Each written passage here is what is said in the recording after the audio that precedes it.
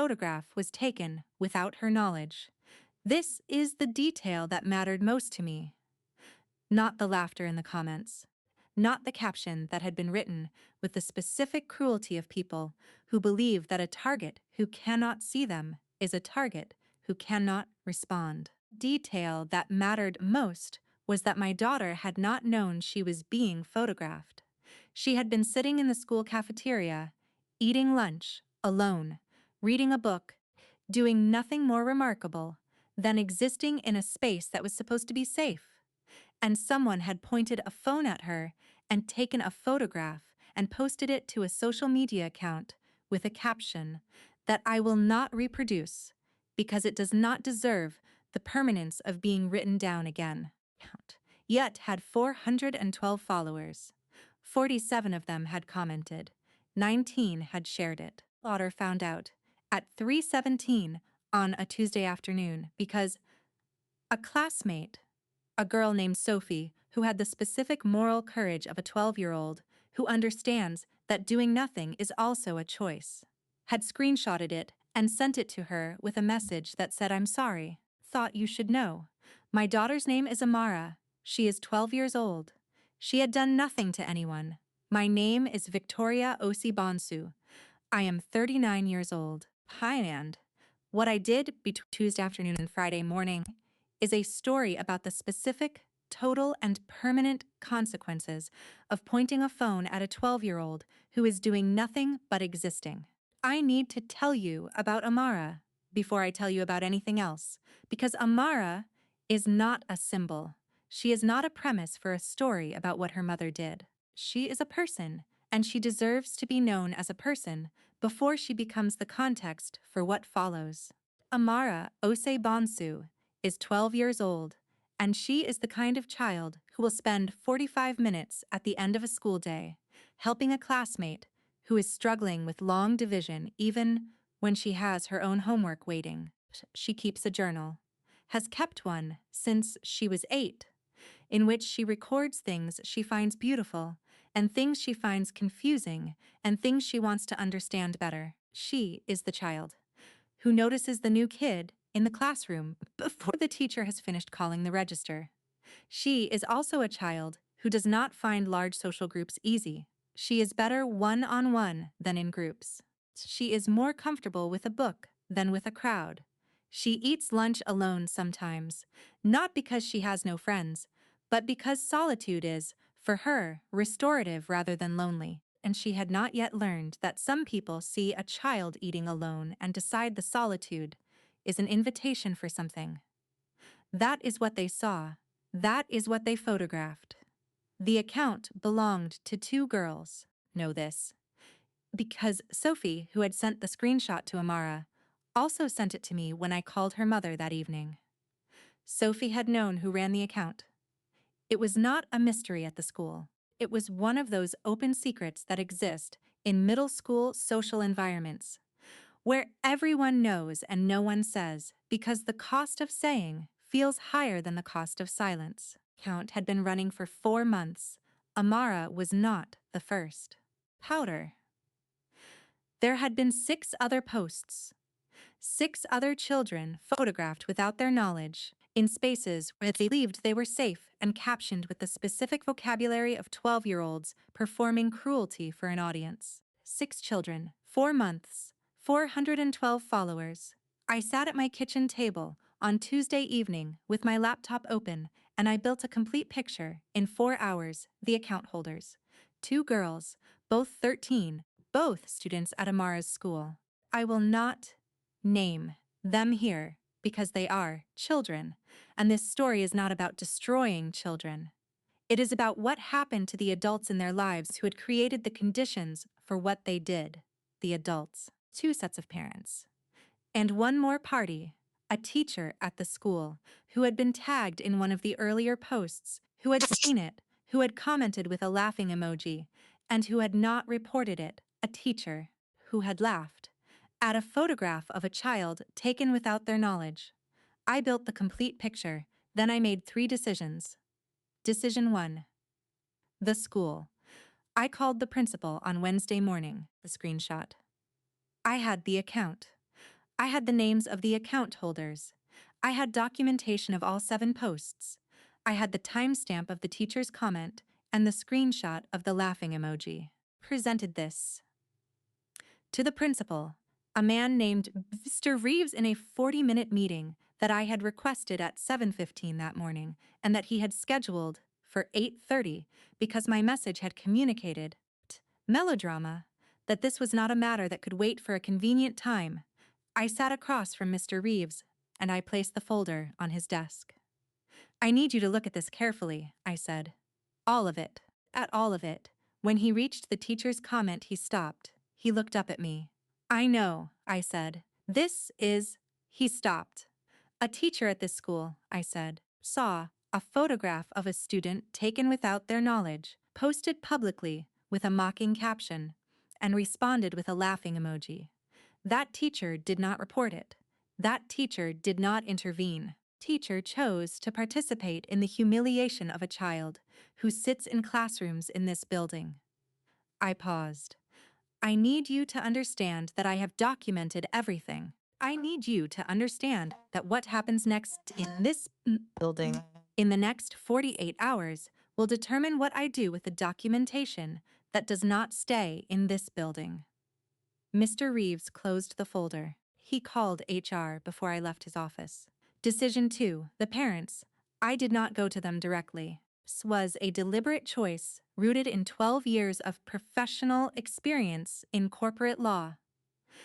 I had learned early that direct confrontation, without consequence already in motion, produces defense rather than accountability.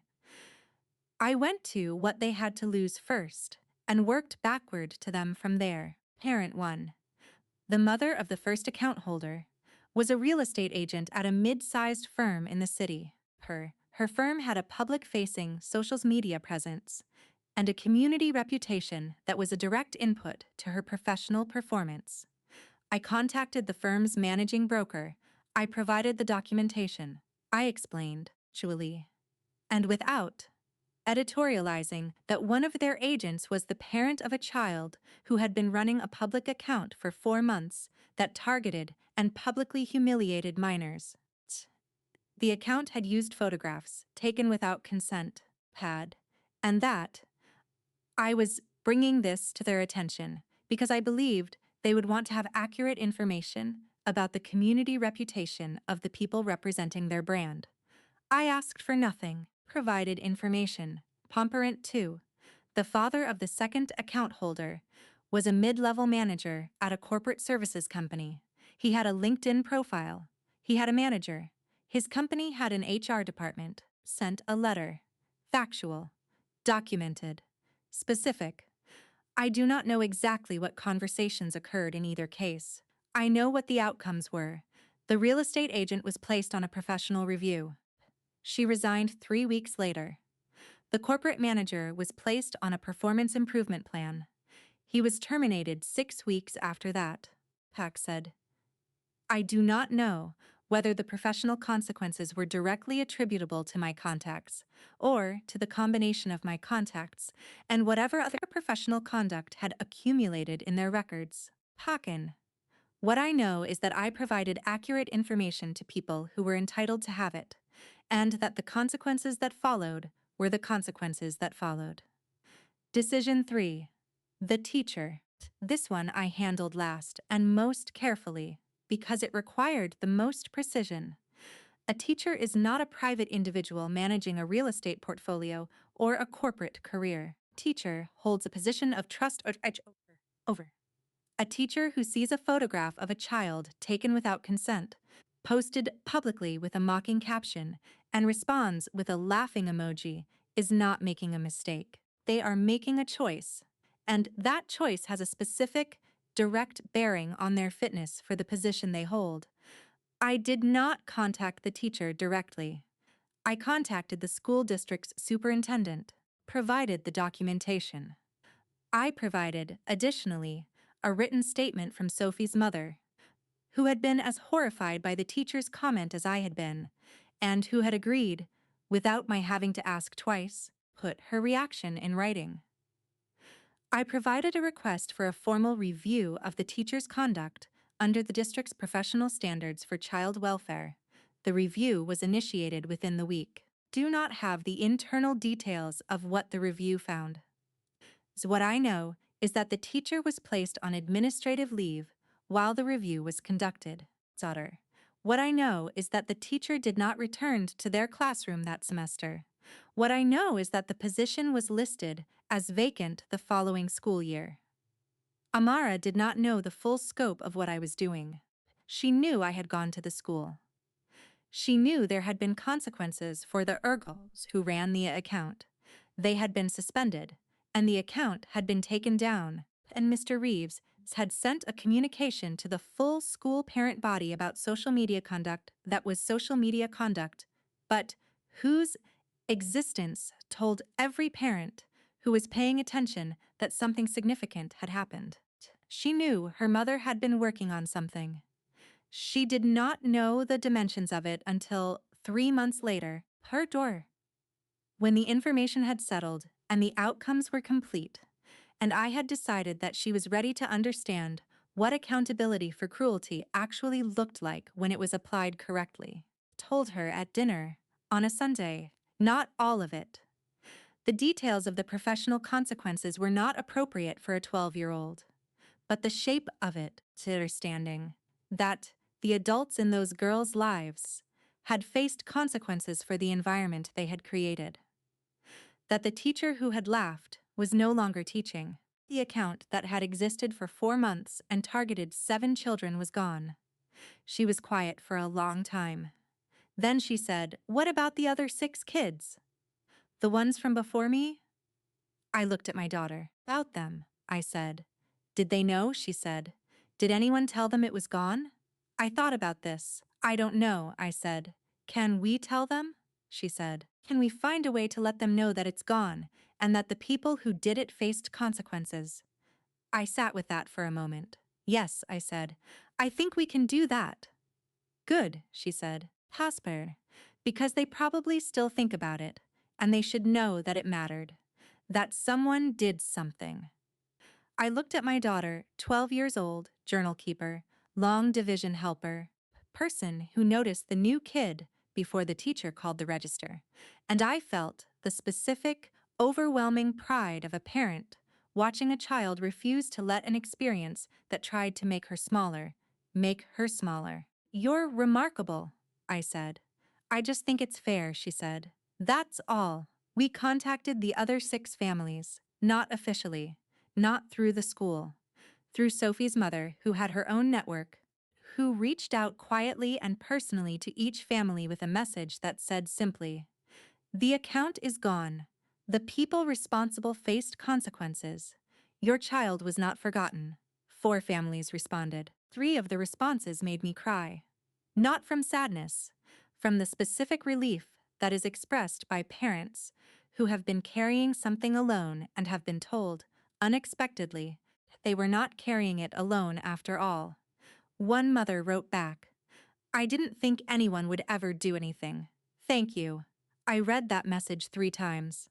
I went and sat with Amara while she was doing her homework, not saying anything, just sitting in the same room because sometimes proximity is the whole thing. Hoberar. The school implemented a formal social media conduct policy the following semester. It was not named after Amara.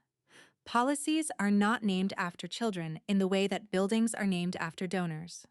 The policy contained, in its 3rd paragraph, packed language about photographs taken without consent in schools' environments that was specific enough that anyone who had been in Mr. Reeves's office that Wednesday morning would have recognized its origin. Mr. Reeves told me about the policy at a parent meeting. He said, "I want you to know that what you brought to this office changed something. Not just for your daughter." "Good," I said. "Teacher situation." He paused. "I should have caught that myself, before you came in." "Yes," I said. "You should have." He nodded. "I know," he said. "The policy is a good start," I said. "Keep going." Amara is 13 now. She still keeps her journal. She still eats lunch alone sometimes, when she needs the quiet. She does not do this with the self-consciousness of a child who has been told the solitude is a vulnerability.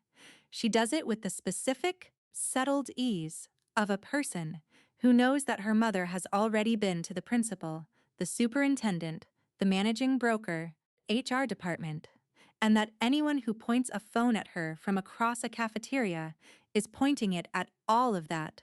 She eats her lunch. She reads her book. She is completely fine. Before you go, I need your honest answer in the comments right now. Was going after the parents' jobs the right move? Or does accountability for children's actions stop at the school gate? This is the question that splits every room, and I need to know where you land. Tell me right now. The comments are open. If this story hit something real in you, if you have ever watched your child be targeted by people who believed there were no consequences, hit that like button so this story finds every parent who needs it today. The daughter. Share it with every mother and father who has ever sat at a kitchen table at night building a folder because the school said there was nothing they could do. And if you believe that cruelty without consequence is just cruelty waiting for its next target. Subscribe. Because every week this channel brings the stories of parents who made sure there were consequences. Your first month on Audible is free. Link in the description. Go find the story that feels like this one.